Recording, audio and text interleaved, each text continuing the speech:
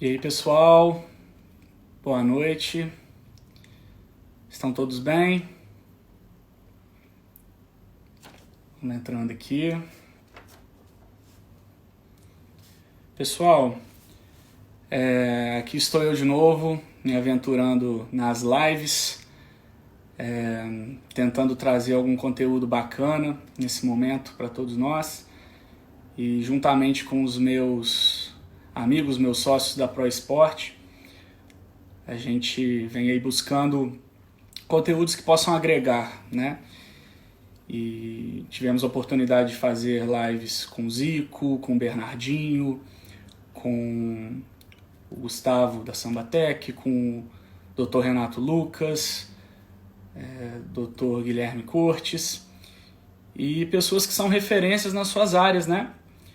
Pra gente falar de bastante coisa legal, então com isso a responsabilidade aumenta, pra gente manter um alto patamar da qualidade das nossas apresentações. Vamos esperar o pessoal chegar. O áudio está legal? Vocês estão me ouvindo aí? Posicionando. Boa. Luminosidade também.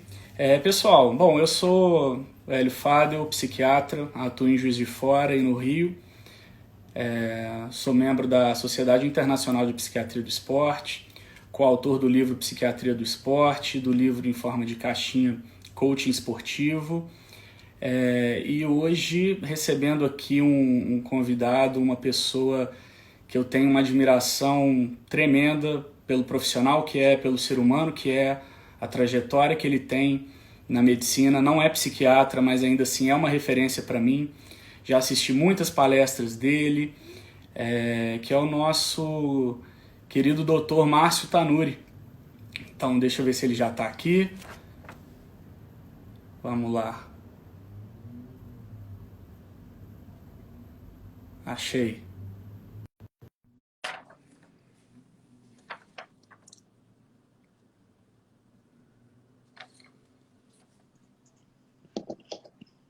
Alô, Salve, Doctor! tudo tranquilo? E aí, tudo certinho? Tudo na paz? Graças a Deus, tranquilo. Deixa eu me posicionar aqui. Tá me ouvindo bem? Tá legal? Tranquilo? Tanuri, obviamente iniciar nosso bate-papo te agradecendo pelo carinho, pela gentileza de sempre, sua disponibilidade. Vivo brincando com você que eu não sei como é que você arruma tempo para tanta coisa, tanta atividade que você tem no seu dia a dia. É, mas então, assim, em nome de todos da ProEsport, a gente te agradece, tá? E vamos tentar fazer um bate-papo bem legal. Posso só fazer uma introdução sua aqui rapidinho? Bora. Olha, pessoal, o Dr. Márcio Tanuri, ele é médico do esporte, né? Membro titular da Sociedade Brasileira de Traumatologia e Ortopedia, membro titular da Sociedade Brasileira de Artroscopia e Trauma do Esporte, chefe do departamento médico do Flamengo, médico do UFC, ou seja, o cara é fera. E vamos conversar um pouquinho, né, de vários assuntos aqui. O que mais tem se falado é coronavírus. A gente conversou antes, isso não é o nosso tema hoje. A gente vai falar de medicina atual, de interdisciplinaridade no esporte. O Dr. Tanuri vai compartilhar um pouquinho da vasta experiência que ele tem. E, igual eu falei, né, Tanuri, como é que você consegue arrumar tempo para tanta atividade assim no seu dia a dia? Você podia começar falando sobre isso. Vambora. Boa noite a todos. Por um acaso, vou falar um negócio, não é nem brincadeira, né? Mas a terceira pessoa que eu escutei isso hoje, né? Deixa eu só guardar.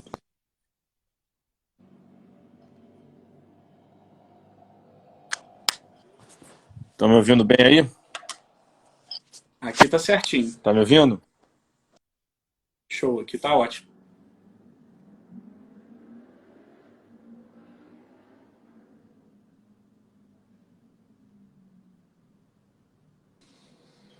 Voltou? Voltou. Uhum. Então vamos lá. Eu acho que eu já ouvi isso, por um acaso hoje, eu já ouvi isso de umas duas pessoas, né?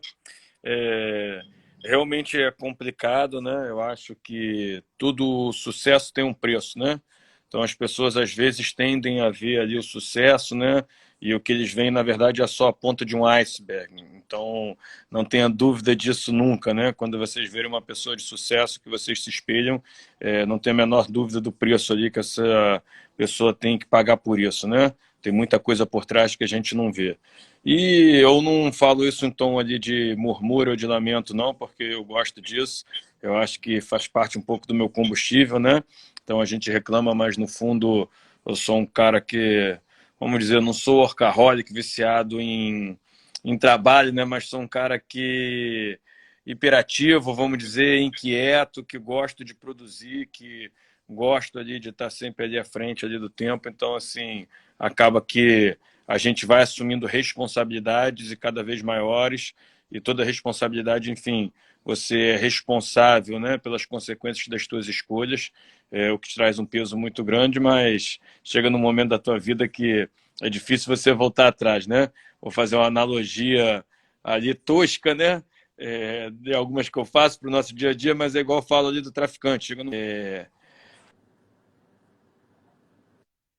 que é do cara conseguir sair ali do crime, né? Então, assim, eu mesmo sou envolvido hoje em tantas coisas, tantas responsabilidades, né? Tanto trabalho que, por mais que você sempre fale ali que você quer diminuir, acaba que fica difícil de você se desvencilhar. E como eu sou um cara entusiasta do que eu faço, eu tenho paixão, né?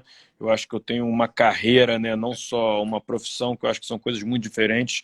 Então, isso, em certo momento, de certo aspecto, até me complementa, me completa, me satisfaz, e aí eu consigo equilibrar com isso, tentando levar prazer e ter prazer ali no nosso trabalho. Óbvio que não existe trabalho que não tenha preocupação, que não tenha apurrinhação, vamos dizer assim, né? Que não tenha pessoas ruins, mas assim, quando você não falar aquele chavão, né? Quando você ama o que você faz, você não trabalha nunca. Isso é a maior mentira que existe. Trabalho é trabalho, enfim, mesmo que você goste do que você faça, como eu gosto, como eu amo o que eu faço, é trabalho. Tem dias ruins que você, pô, não quer sair de casa e você tem que ir, mas com certeza isso ameniza quando você tem um propósito, né? Um objetivo muito bem claro na tua cabeça, você sabe o preço que precisa ser pago para que isso aconteça e isso torna talvez mais fácil, né? Vamos dizer assim, né? Não, sensacional, Tanuri. E assim, pessoal, eu conheço o Tanuri, é claro que eu acompanho o trabalho dele há muito tempo, mas pessoalmente mesmo tem mais ou menos uns 2 anos, né, que eu tive a oportunidade de ir vê-lo no Ninho, apresentando até na época o esboço do livro que estava para sair, né, Tanuri? Então, sempre com essa boa vontade, além dele, né, outros amigos que lá estão, o Dr. João Marcelo, o Eduardo Freeland, conheci mais recentemente a Michele, que está com os meninos lá na base, a psicóloga. Então, assim, quem acompanha isso tem o privilégio de ver o Flamengo, né, mais de perto, sabe que é um trabalho que vem sendo construído há muito tempo. Não é de agora. Claro que vamos falar, por exemplo, né, o departamento médico, vocês vêm sendo enaltecidos pelo belo trabalho que estão fazendo, mas é uma construção, né, Tanuri? Nada, eu falo até assim, nenhum time cai, é rebaixado por um motivo ou por outro motivo, assim como nenhum time é campeão por um ou outro motivo. É uma série de elementos. Né? Então, assim, como é que você vê essa construção? Você tem o quê? São 18 anos de Flamengo? São 18 anos do Flamengo, né? Estou no Flamengo desde 2002. Então, realmente, como você falou, acho que foi uma reconstrução, né, do clube, né, e a gente na nossa área ali de performance, né, com uma outra visão hoje. Eu acho que hoje a medicina do esporte, como a gente está falando, né, a medicina atual, né, eu acho que o médico tem que ter outros pré-requisitos, né, porque eu acho que hoje um dos grandes papéis do médico, além de trabalhar ali no tratamento das lesões, que realmente, se a gente fala de 10 anos atrás, né, vamos dizer, como a gente, eu acho que aí o tema era a medicina atual, né, o que mudou, né, a medicina esportiva atual, sei lá, alguma coisa disso. Há 10 anos atrás, o médico que trabalhava com esporte, né, ou ele era o cardiologista do esporte, ou ele era ortopedista, traumatologista do esporte, né? Você vê o teu caso aí, por exemplo, é uma grande... exemplo disso, né, que psiquiatra do esporte até 10 anos atrás, por exemplo, poucos, né, já tinha psicologia do esporte muito bem ali estabelecida, importantíssima, e a psiquiatria já tinha, óbvio, mas que eu digo é uma área que ainda era, tinha pouca entrada e você mesmo sabe a dificuldade que você está tendo para entrar. Eu acho que de 10 anos para cá, a visão da necessidade do médico do esporte mudou, porque o médico do esporte hoje não é simplesmente um médico que fica lá de plantão do lado do campo, né, como era, enfim, um médico plantonista para se o cara cair lá, torcer o tornozelo, jogar uma água ou tratar desse entorse de tornozelo. Eu acho que hoje vai muito além. Então, é um trabalho de prevenção, de controle de carga. Então, você tem que, não precisa ser um especialista, mas eu digo que o médico que quer trabalhar com medicina do esporte precisa entender de fisiologia do exercício para ele poder conversar com os preparadores físicos, de se está tendo uma sobrecarga, se não está, entender parâmetros bioquímicos, hematológicos relacionados a overtraining, a desgaste, a hipertrofia, catabolismo, para entender o que está acontecendo, para que você possa gerenciar isso, você entender de biomecânica, de análise de equilíbrio muscular. Então, assim, não é simplesmente hoje muito mais importante que tratar, você fazer a prevenção da doença. A gente está vendo isso até no próprio Covid, né? Então, assim, maior tratamento é a própria prevenção. E nas lesões musculoesqueléticas é a mesma coisa. Então, eu acho que isso foi criando uma demanda diferente para os médicos ali que tinham essa vontade de trabalhar na área de performance. Então, foi criado, eu me sinto realizado de ter participado dessa geração e eu diretamente disso que criou esse conceito da performance propriamente dita para a medicina do esporte.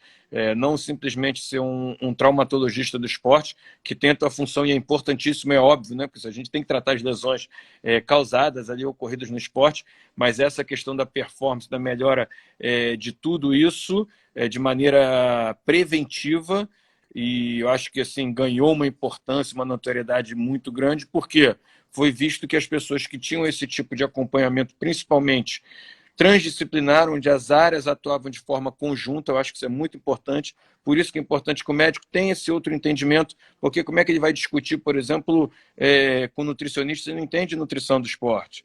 Você tem um atleta, por exemplo, que ele caiu lá no campo de cãibra e quem que é o problema? É o médico, é do nutricionista ou é do preparador físico? Quais são as causas de cãibra? Então, se você não tiver essa interação, às vezes o teu julgamento ali de uma patologia ou de outro vai ficar ali comprometido em função disso. Então, acho que existe hoje uma nova demanda, novos pré-requisitos para o médico trabalhar no esporte e ser bem-sucedido, e eu vi o crescimento disso, né? Viu e participou e fez acontecer, né, Tanuri? Com essa oportunidade que eu tive de ir lá, de ver o ninho, né, a estrutura, porque vocês, até brincando, né, quando você falou do título da live, pensei assim, o que eu vou fazer? Medicina atual. Mas aí com aquela sua foto eu falei, eu vou ter que colocar outro patamar aqui, não tem jeito. Mas assim, realmente, tudo ali nos mínimos detalhes, né? Você, até quando me mostrou do atleta que está fazendo a transição, mais próximo daquele outro, né? Nos estágios diferentes ali, mas com essa integração, né? Que é tão importante e vocês conseguem colocar na prática a tão idealizada transdisciplinaridade. Como é que foi esse processo de implementação no Flamengo? Como é que foi isso lá? Bem, primeiro de tudo, eu não sei se travou aqui para mim, mas os meus comentários aqui eu acho que travaram, né? Não sei, enfim, se está aí para você se está vendo ou não, mas tudo bem. É, Primeiro de tudo, como você falou, isso foi um processo, né?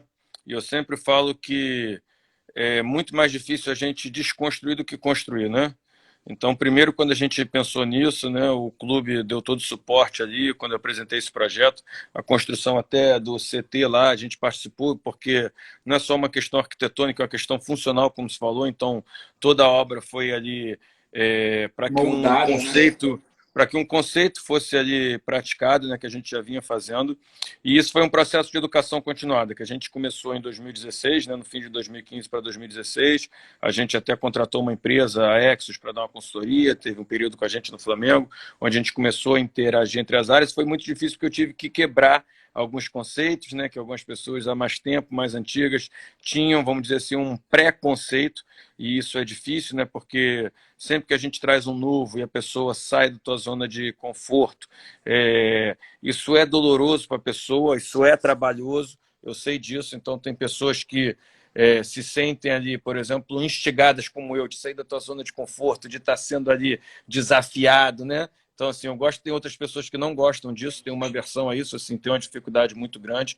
Então, a gente teve essa dificuldade, tivemos que aos poucos ir quebrando alguns conceitos, implementando, e participou muito de educação continuada, né? Que eu sempre falo, não adianta, isso não funciona com uma imposição, isso funciona através de adesão, não só da comissão técnica como dos jogadores, né? Porque a gente trouxe um conceito bem diferente de performance. Então, assim, no início a gente tinha até muitas aulas, a gente fazia isso. A gente começou com esse trabalho em 2016, na pré-temporada, com quem era o nosso treinador, era o Muricy Ramalho. Então, é até engraçado, ele é um querido, é um cara que eu aprendi muito, tem um respeito tremendo, uma visão tremenda, foi muito importante. E a gente foi para Angra, num resort, para a gente fazer a pré-temporada, e toda noite, né, a gente ficava lá, um momento propício. No fim da noite, eu tinha uma palestra, ou era para falar sobre hidratação, a importância disso, das novas condutas, por que a gente estaria pesando os atletas antes e depois, para a gente explicar para eles um percentual X de desidratação, como isso cai a performance, para quê? Para os atletas entenderem que o atleta, no fim das contas, ele gosta de ter vantagem, né? Todo mundo. Então, assim, para eles entenderem que se eles estivessem seguindo aquelas novas orientações, aqueles novos cuidados, como que isso estaria sendo vantajoso para eles, né? Porque não adianta, eu não podia obrigá-los, né? Assim, isso tem que ser uma adesão. Aí, outra noite, eu explicava sobre o poder restaurador do sono, e o que se envolvia em recovery, através de enzimas, por que a gente estava avaliando o sono deles, tudo isso, enfim. Então, foi um processo de educação continuada, né? Alguns novos exercícios que a gente estava fazendo, exercícios preventivos, enfim. E foi engraçado que, às vezes, eu entrava ali no meio do campo, ia falar e num tom assim de brincadeira, óbvio, com muito respeito, porque ele era um cara que deu todo o suporte para a gente fazer isso, o professor Muricy. Ele me ficava, pô, já vem um doutor, já tem uma resenha, pô, tem resenha pra caramba.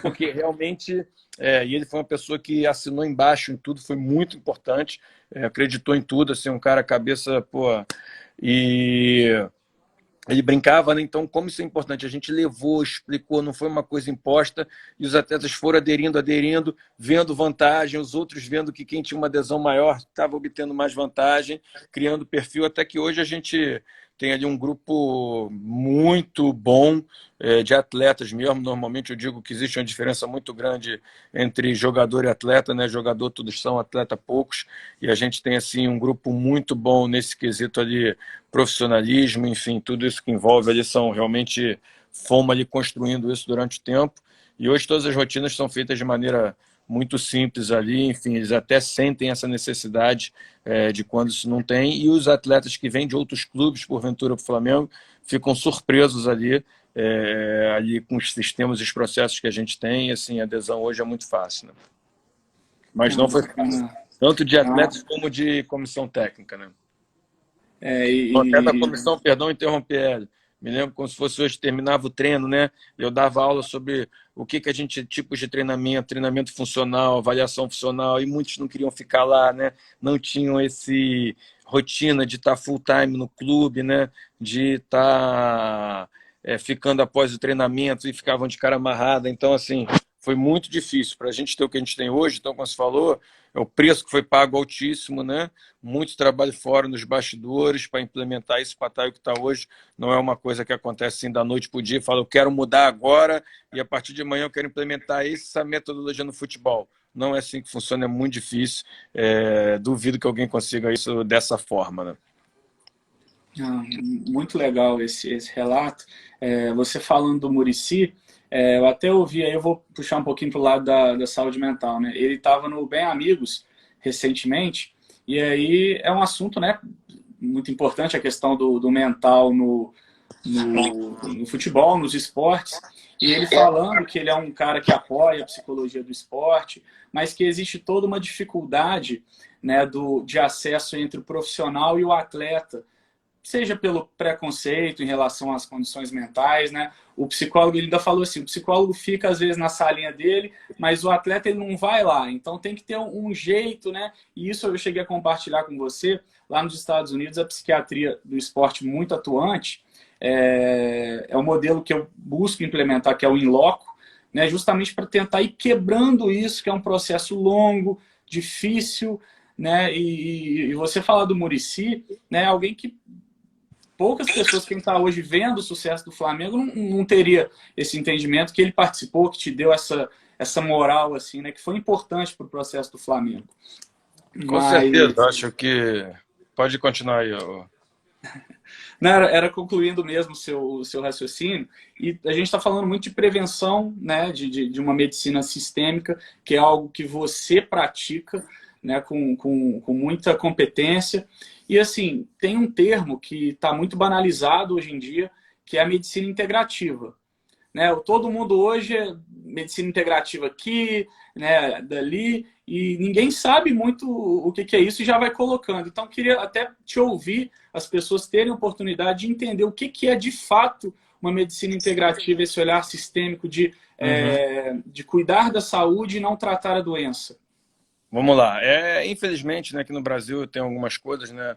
A medicina integrativa, na verdade, é um conceito, não é nenhuma especialidade, né? Então, assim, a medicina integrativa, quando a gente vai lá fora, é exatamente essa especialidade médica das áreas interagirem entre si, de todas as áreas estarem integradas, quer seja da clínica médica com a psiquiatria, ou seja, a saúde mental, emocional, espiritual, alimentar, de atividade física, ou seja, todo mundo interagindo em prol da promoção da saúde, né? Até porque a gente acredita que existe uma diferença muito grande entre você não estar doente e estar saudável, né?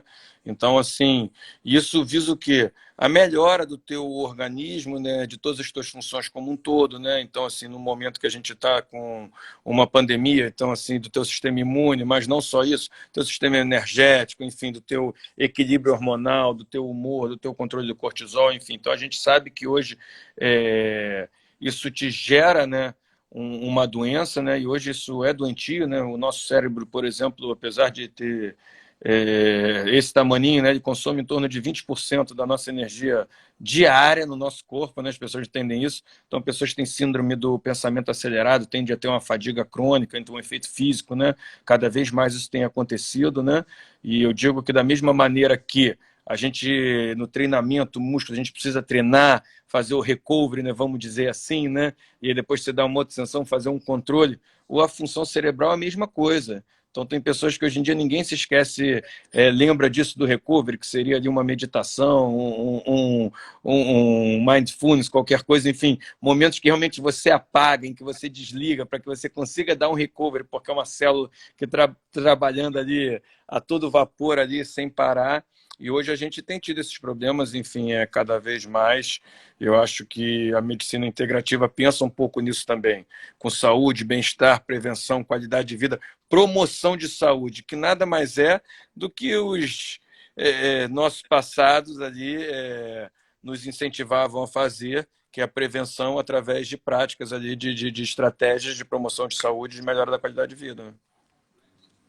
Show. E assim, infelizmente, né, nesse momento que a gente está vivendo, claro que as pessoas têm uma tendência, é ruim isso, mas querer sempre o caminho mais rápido, o caminho mais fácil para se obter, seja saúde, performance, e aí acham que existe uma fórmula milagrosa para você adquirir imunidade do dia para a noite, em uma semana, 2 semanas. Claro que isso é uma construção da sua vida, né, de como você conduz os seus hábitos, sejam eles positivos ou negativos, que vão impactar nesse final, que seja a imunidade e outros elementos. Eu acho que só uma mensagem que a gente possa aí, outra palavra do momento, ressignificar, né? Ressignificar esse momento da doença, mas para pensar em saúde, né? E não só para combater um vírus, mas para algo a longo prazo, né? Exatamente, porque hoje eu acho que isso é devido, como se falou, à velocidade da informação, né? Então, assim, hoje isso traz esses problemas, mas eu acho que isso é uma lição que ficou, né? O quão importante isso é, até porque hoje, com a globalização, né? Com a quantidade de voos, com a quantidade ali de fronteiras abertas entre países, está cada vez mais fácil a gente ter pandemias como essas, né? Então, assim, algo que pode acontecer no futuro novamente, e talvez isso seja o novo normal, né, nosso aqui. Então, que as pessoas possam estar entendendo a lidar com isso, realmente criar novos conceitos, né, um novo normal, e dar até uma atenção maior a questão da psiquiatria, da psicologia, né? Porque todo mundo fala de o impacto que vai ficar, né? Da economia, tipo, tudo isso, né? O impacto ali na vida das pessoas, ali das mortes, e o impacto ali psicossocial vai ser uma conta muito grande que vai chegar, porque as pessoas estão com pânico, né? Para a gente conseguir, como eu falei, né, desconstruir é muito mais difícil do que construir, para a gente conseguir desconstruir esse medo nas pessoas, para que elas possam sair, para que elas possam estar começando a voltar às suas vidas, eu acho que vai ser uma coisa muito difícil, né? Eu até dou um exemplo que ontem eu estava conversando com alguns amigos meus, a gente falando sobre isso, sobre o exemplo lá da Alemanha, eles me perguntando, porque eles não eram médicos, eu médico, o que você acha e tudo, lá vão abrir as escolas, e aqui quando abrir, você acha que deveria abrir logo a escola, não deveria, enfim, independente da minha opinião, eu falei, é um tema complexo, né? Então, que eu expliquei o que eu penso como médico, o que eu penso como ser humano e tudo, e eu perguntei para eles, se a gente, semana que vem, o nosso governador aqui, enfim, liberasse as voltas às aulas, vocês que têm filho, meu filho é muito pequeno, ele não vai para a escola, eu falei, você deixaria teu filho para a escola? Os dois falaram, não. Eu falei, então não é simplesmente voltar às aulas, né? É a gente voltar ao normal, à nossa vida. Eu acho que isso é um impacto que assim vai ter psicológico e eu acho que talvez seja um momento para a psiquiatria, para a psicologia, para a psiquiatria do esporte, enfim, estar atuando, porque eu acho que isso vai deixar essa conta também ali psicossocial muito grande.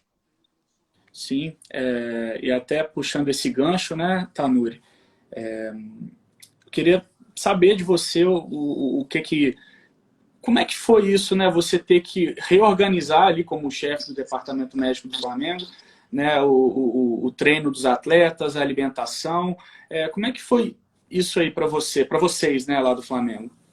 Olha só, Hélio, o que acontece, né? Foi uma situação completamente atípica, né? Emergencial, que a gente não esperava, né? Que a gente não estava esperando.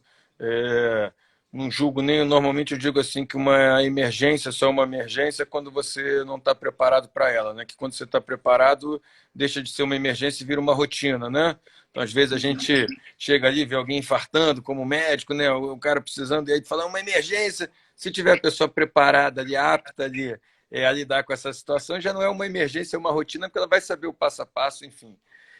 Para a gente, isso realmente foi uma emergência, né? Porque ninguém estava preparado para isso, porque foi a primeira vez que isso aconteceu no mundo para a nossa geração, né? Então, as pessoas só tinham visto isso na gripe espanhola e tal, enfim, em 1930, se eu não me engano, né? Desde então não tinha tido confinamento mundial assim, nessa magnitude, então acho que foi uma coisa nova para todo mundo, então foi uma emergência.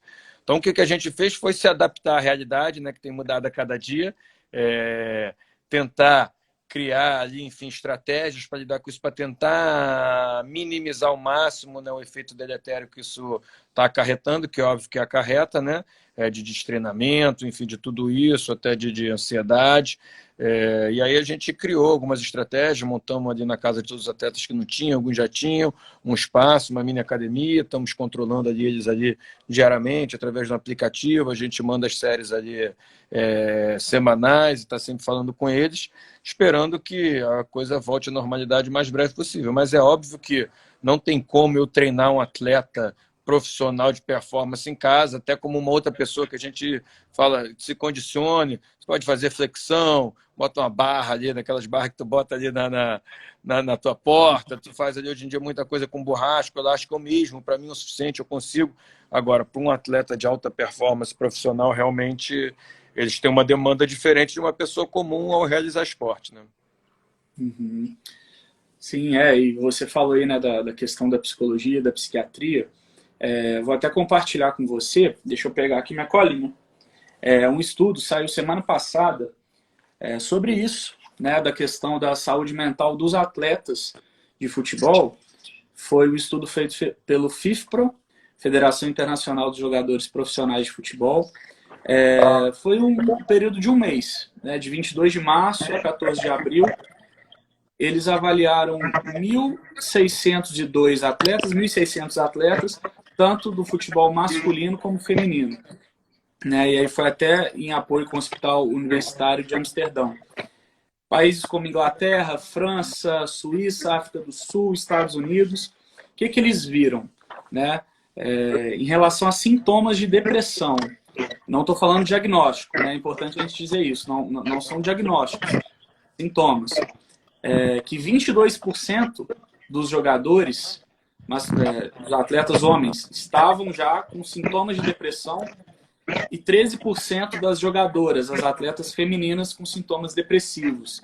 Em relação à ansiedade, ansiedade generalizada, 18% dos homens e 16% das mulheres. Tecnicamente igual, né? Então, assim, é algo que vai atacar, vai pegar todo mundo. Eu, como psiquiatra, vejo tanto uma acentuação dos quadros já existentes, né, como até um gatilho para o surgimento de outros. A gente tem transtorno do estresse pós-traumático que vai surgir, né, o estresse agudo, ansiedade, depressão, transtorno alimentar, transtornos do sono. Como é que você vê isso? É algo que não chama atenção porque é esperado em virtude do estresse que é vivido? Enfim. Vamos lá. Eu tenho uma ideia assim, interessante sobre isso, né? Não é nenhuma teoria, porque o que eu vou falar tem comprovação científica, né? Primeiro de tudo, independentemente de qualquer coisa, quando a gente fala de um atleta, a gente tem que entender que eles são seres humanos, né? Por trás de todo atleta existe um ser humano, como eu, como você, por trás do médico que está lá, igual eles gostam de falar, no front. Também tem um ser humano que tem pai em casa, tem filho, tem família, que quer se sentir seguro e protegido. Então, assim, muito mais do que bater panela na janela, eles deveriam estar oferecendo as condições ali necessárias para que os profissionais de saúde possam atuar da melhor maneira. E o atleta tem um ser humano também. Então, isso já gera um nível de estresse, ansiedade, depressão em qualquer pessoa, e óbvio que no atleta mais ainda, né?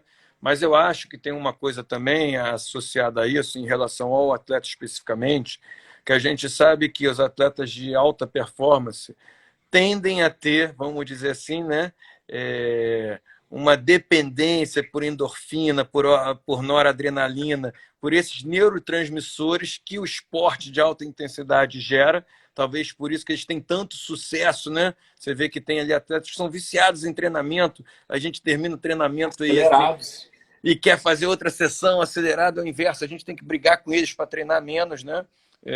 Isso acontece muito.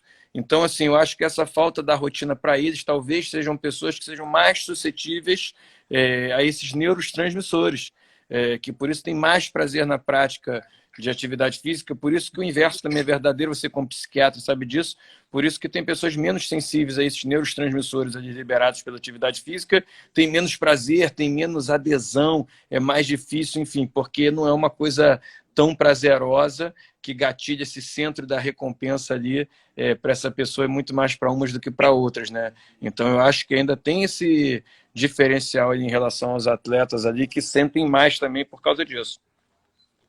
Sim, não, muito, muito bacana isso. Vou até mudar um pouquinho aqui agora, que a gente falou de medicina atual, né?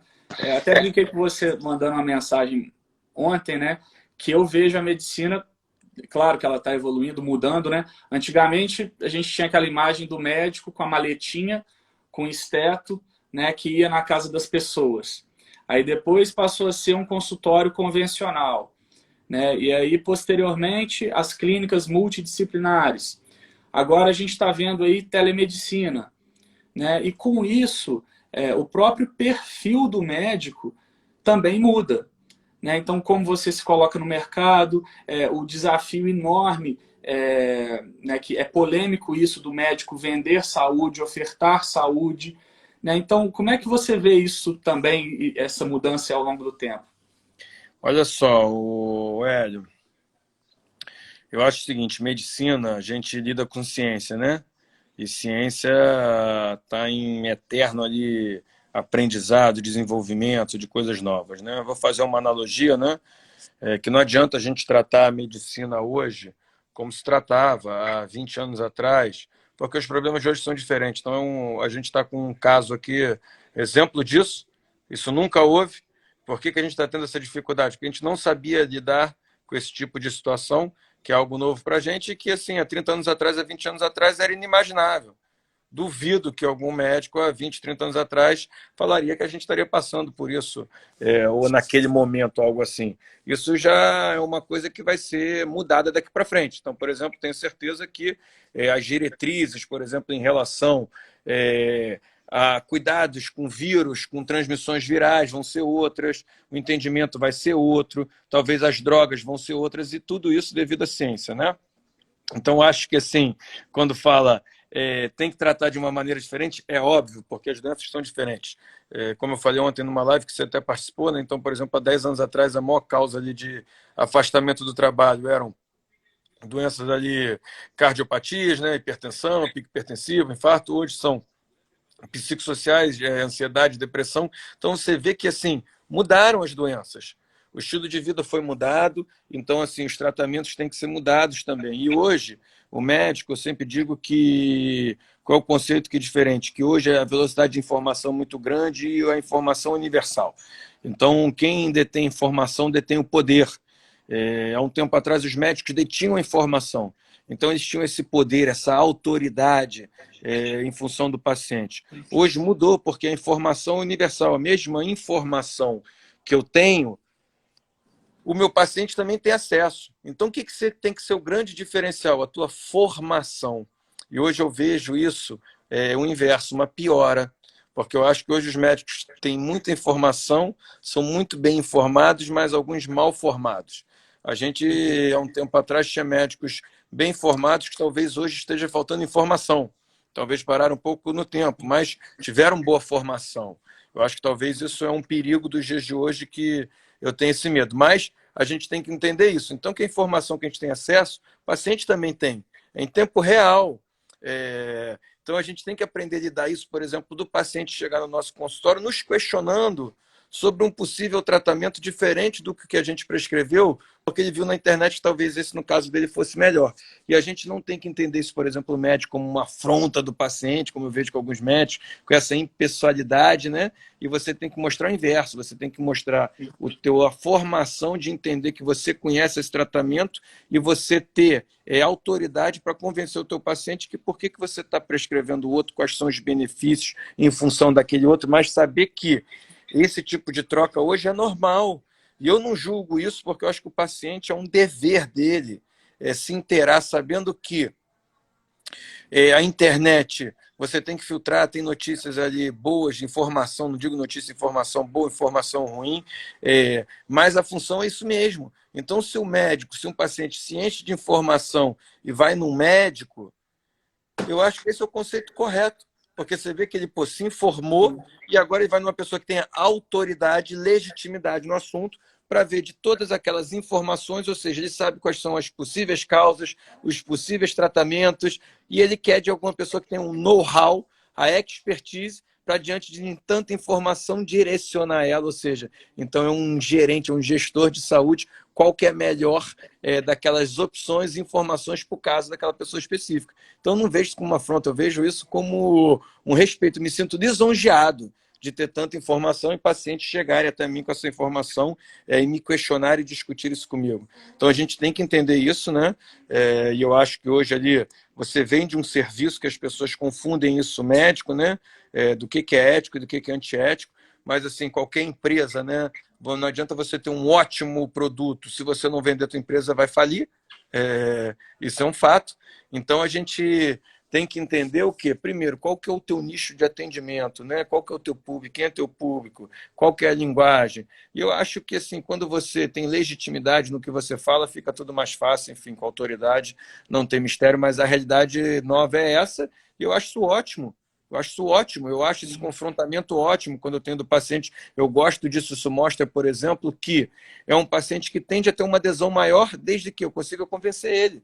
Porque é um paciente informado, interessado pelo assunto, que quer, tipo, escutar o que tem de melhor na área de referência. Então, assim, se o cara já escutou tudo e foi em mim, eu me sinto lisonjeado, porque tem vários outros profissionais na área que ele poderia escolher, ele está indo alguém que ele acha referência. Então, eu vou achar isso ruim, eu acho isso ótimo.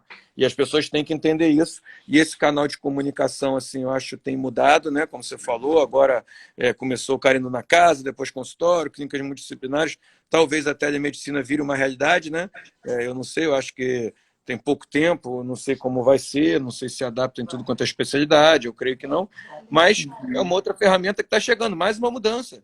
E assim, a gente tem que se adaptar, porque é uma realidade, porque isso facilita muito. Então, por exemplo, eu participei de um projeto de telemedicina, então eu posso dizer, e eu entendo o conceito que as pessoas fazem de uma maneira diferente, lá na Universidade de Miami,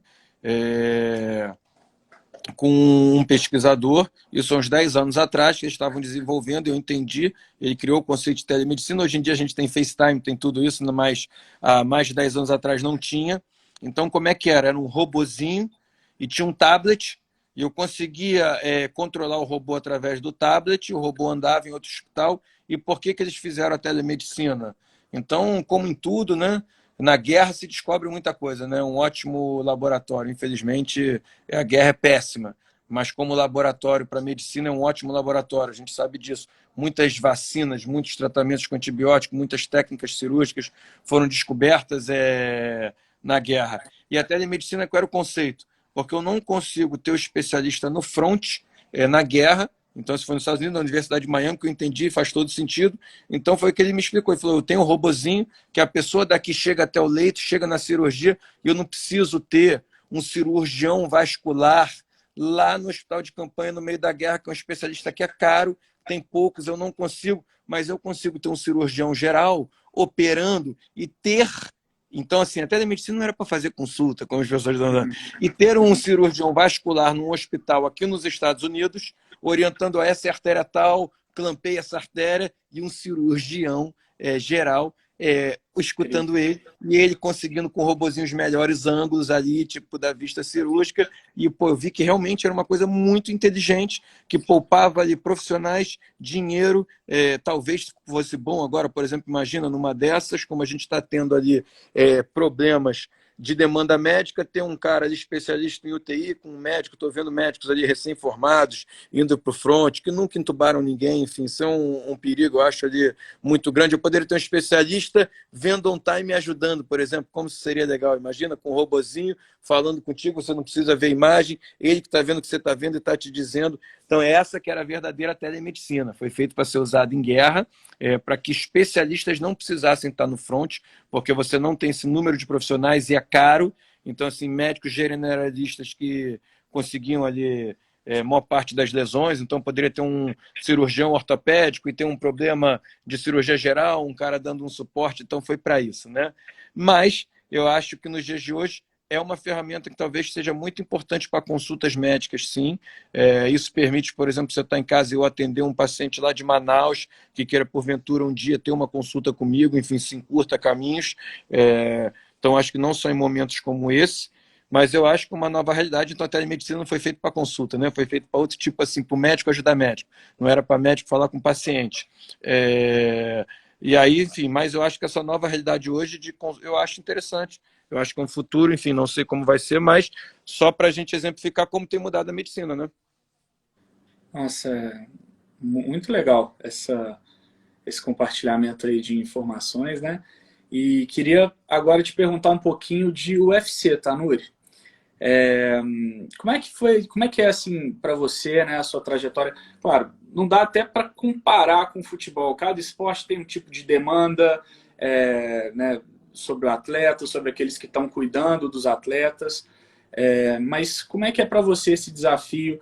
A atuação ela é mais restrita na época de luta. Você recebe muitos atletas de MMA no consultório, né? Provavelmente a demanda maior deles seja em relação à performance. Como é que é para você atuar aí no UFC? Bem, como você falou, é bem diferente do futebol, né? Primeiro porque é um esporte coletivo, outro é um esporte individual, né? E assim, e até no próprio UFC eu tive experiências bem diferentes, né? Que eu vou falar, não é a mesma coisa. E, por exemplo, futebol você está lá no dia a dia, todo treino, todo jogo, você tem esse convívio diário, né? E no UFC, na verdade, foram atuações diferentes, né? Primeiro eu comecei ali atuando, né, como médico de alguns atletas e de uma equipe, né, que era a Black House, então talvez nesse momento fosse um pouco mais parecido ali com a atuação no futebol, mesmo que seja completamente diferente, porque eu não estava ali todo dia, mas estava no dia a dia, uma vez por semana eu ia.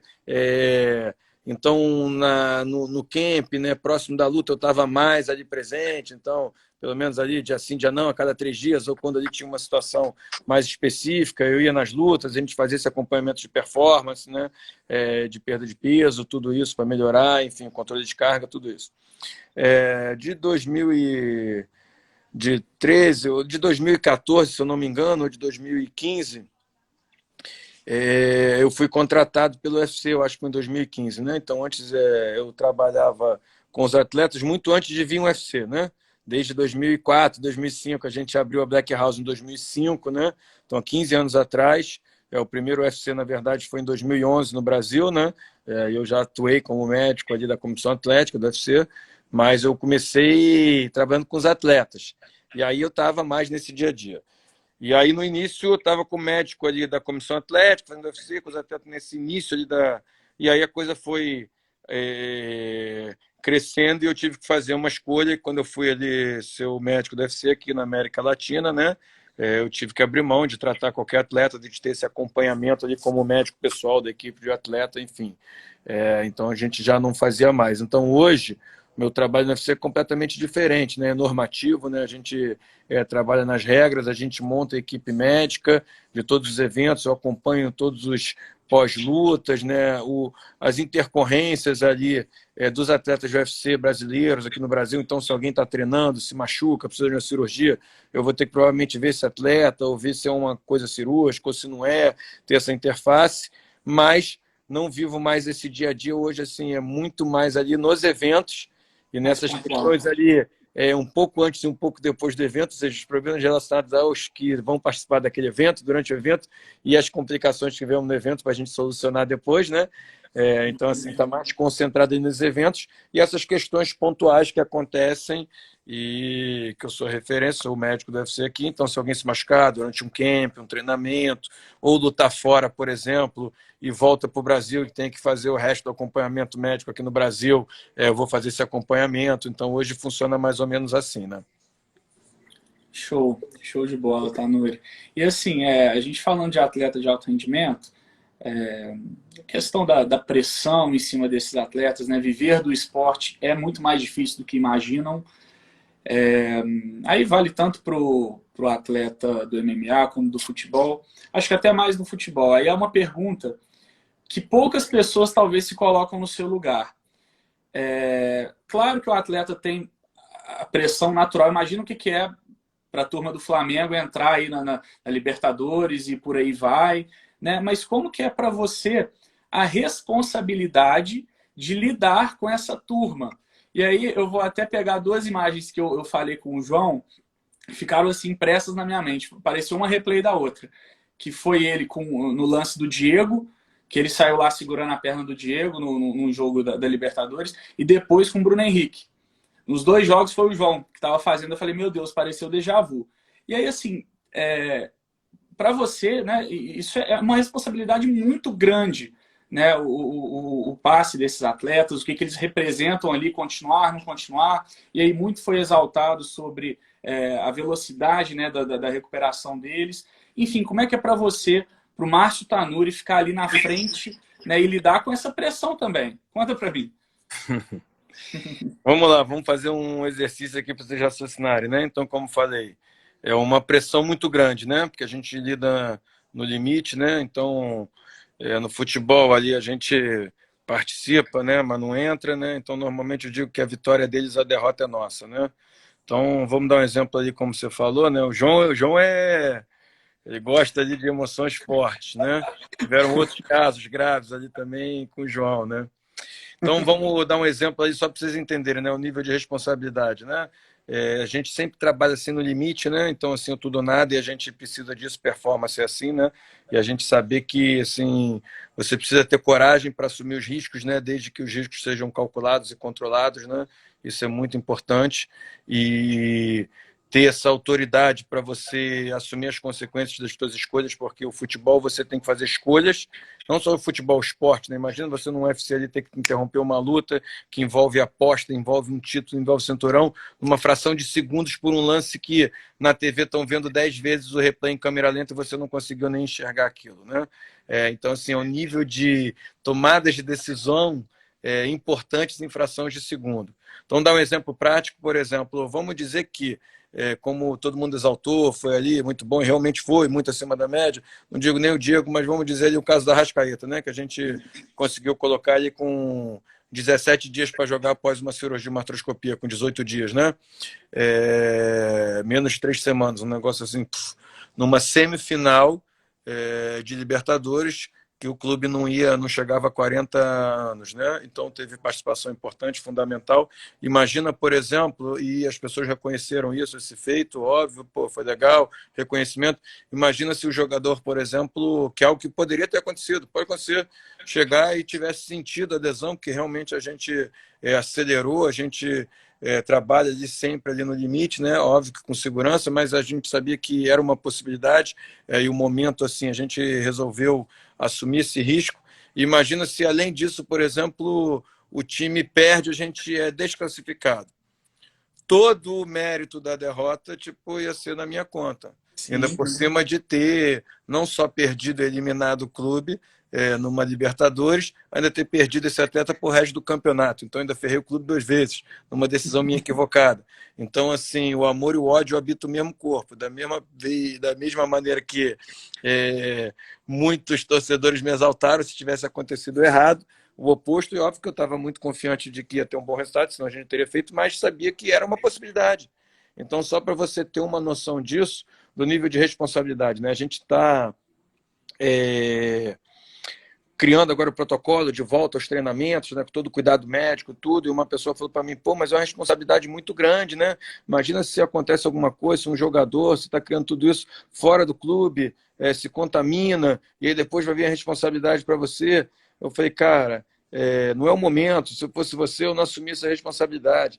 Falei, cara, você ser chefe do departamento médico do Flamengo, eu estou assumindo a responsabilidade todo dia, porque se isso acontecer numa situação de Covid, como se falou, a culpa vai ser toda minha. Da mesma maneira que se um jogador tiver uma apendicite aguda à noite e não conseguir me ligar, eu não conseguir atender o telefone porque esteja no Vibracall, ou se ele falar comigo, se tiverem sintomas inespecíficos ali, e que eu fale, pô, não, espera até amanhã de manhã, a gente vai lá no treino e vê, e de repente agudiza e o cara complica, vai ser tudo na minha conta. Ou se acontece um caso desse que está voltando de lesão num jogo decisivo e tem um problema, a responsabilidade é minha conta também. Então, que eu falei isso, eu já estou acostumado, já é inerente ao meu dia a dia, à minha profissão. Por isso é altamente estressante, não tenha dúvida disso, porque eu lido com algo que tem uma exposição muito grande para o bem e para o mal.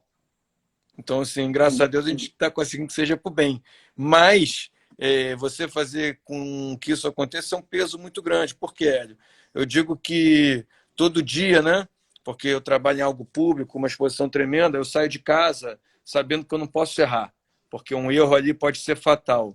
E, ao mesmo tempo, eu tenho a certeza de que errar humano, eu sou humano.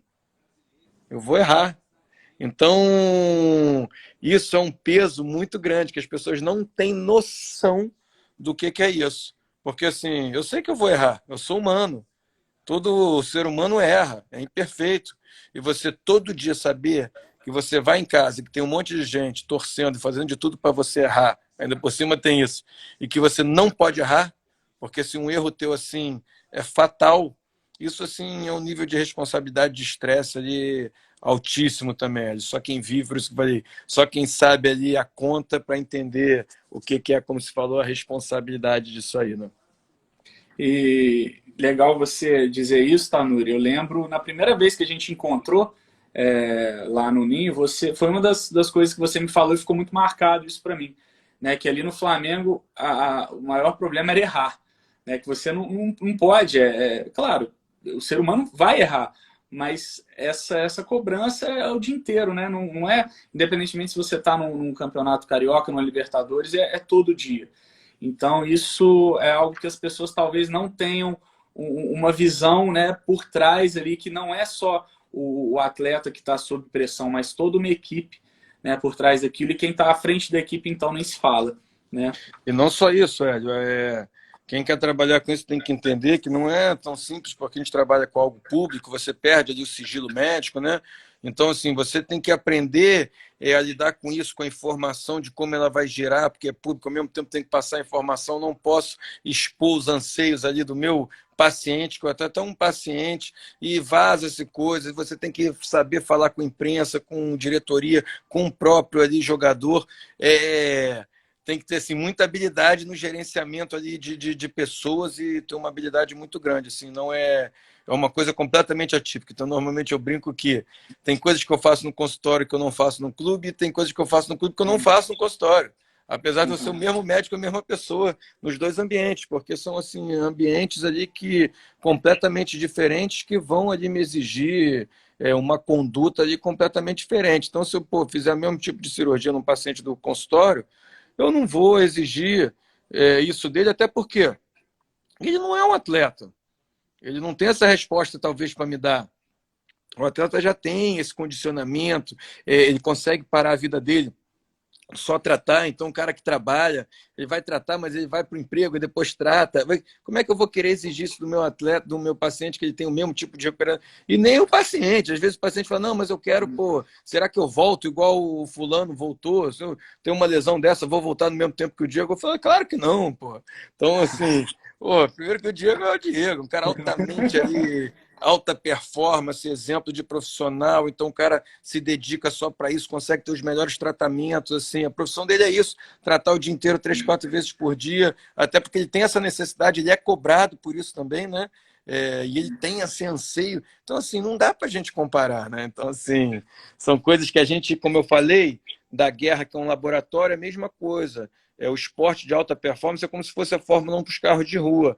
Então, um laboratório para a gente, onde a gente entende quais são as reações, o que acontece quando o teu corpo é levado a um ápice ali de estresse físico, e a gente vê o que isso acontece, ou seja, como é que você faz ali para atenuar isso, e aí você traz isso para a tua realidade de consultório. Eu acho que esse que é o legal. Ou seja, protocolos mais acelerados de fisioterapia, de reabilitação, de tudo isso, o que dá certo, o que tem bom resultado, não tem recidiva, e aí eu vou trazendo isso para o meu consultório. Perfeito, Tanuri. A gente já está aqui finalizando, né, nossa live. Tanuri, deixa uma mensagem assim, porque, né, muita gente que te segue, te acompanha nas redes sociais, aspira a trabalhar com futebol, com esporte. Então, deixa uma mensagem para a turma aí, para a gente fechar o chave de ouro. Vamos embora, né? Eu acho que quem quer trabalhar com esporte tem que ter muita resiliência, né? Primeiro de tudo, eu acho que isso aí é um pré-requisito, porque o esporte não é esse glamour todo que as pessoas acham, né? O caminho assim é árduo, mas eu acho que é o caminho assim árduo, difícil, que nos torna bons profissionais, né? Porque a gente precisa errar para crescer, para o nosso desenvolvimento. Então, eu acho que faz parte. Mas, ao mesmo tempo, eu acho que é um mercado que tem crescido muito. Eu acho que as pessoas têm se preocupado cada vez mais, têm tido esse entendimento, essa visão da prática de atividade física. Quando eu falo isso de performance, não é só o atleta profissional. Hoje eu atendo vários atletas amadores no meu consultório, pessoas como eu, como você, que é um maratonista, é um triatleta, quer performar, enfim, é um hobby. Eu acho que as pessoas, depois disso também, vai ficar muito implícito que você tem uma rotina de boa alimentação, atividade física, cuidar da tua saúde, isso aí vai ser uma nova realidade. Então, acho que ainda vai aumentar mais esse mercado, as pessoas que buscam por esse tipo de profissional. E, enfim, então eu só estimulo, sabendo que é uma caminhada longa, eu estou há 18 anos, então é o que eu falo, realmente foi muito fácil para mim. Normalmente as pessoas falam, mas pô, foi fácil você chegar? Eu falei, pô, foi muito fácil, eu só precisei de 18 anos, então acho até que foi fácil, né? Pessoas precisam até mais, né? Então eu falo, não, é fácil chegar aqui, tipo, só precisa de 18 anos para estar aqui, é tranquilo. Então, assim, para que as pessoas entendam que isso existem ali etapas a serem cumpridas, normalmente. Então, se eu estou 18 anos, né? Se você me perguntar, eu assumi lá como chefe do departamento médico em 2015, né? E depois em 2016 como chefe de gerente de performance. Se você me perguntasse em 2010 se eu estava pronto para isso, eu ia com certeza te responder que sim. E quando eu assumi isso em 2015, eu consegui ter absoluta certeza de que não. Então, assim, que tudo tem um tempo, né? Às vezes, assim, Deus às vezes fala, pô, isso eu queria, por que isso não acontece para mim? Porque realmente, se acontecesse naquele momento, talvez eu não conseguisse ficar 6 meses antes do momento que aconteceu.